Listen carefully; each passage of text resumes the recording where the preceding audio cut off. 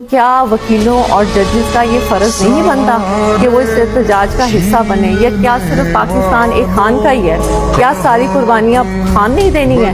آپ لوگوں کا ملک نہیں ہے، آپ لوگ اس میں نہیں رہتے، آپ لوگ اس میں تجارت نہیں کرتے، یہاں پہ آپ کا گھر نہیں ہے، یہاں پہ آپ کے بچے نہیں ہیں؟ کیا خان اکیلا ہی ہے؟ کبھی آپ نے سوچا نہیں کہ 72 ایئرس کے خان ہو چکے ہیں؟ کیا ان کا دل نہیں کرتا کہ وہ اپنے گھر میں آرام اور سکون سے بیٹھیں، وہ ٹی وی دیکھیں، اپنی زندگی کو انجوائے کریں؟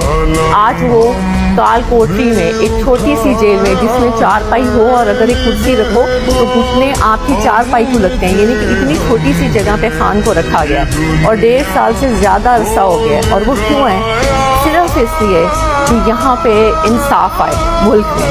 تو کیا ججز اور وکیلوں کی یہ ذمہ داری نہیں بنتی کہ ایک انسان جو انصاف کے لیے اندر بیٹھا ہے اور جو انصاف دینے کے دعویٰ دار ہیں ججز اور وکیل، اور وہ خاموشی سے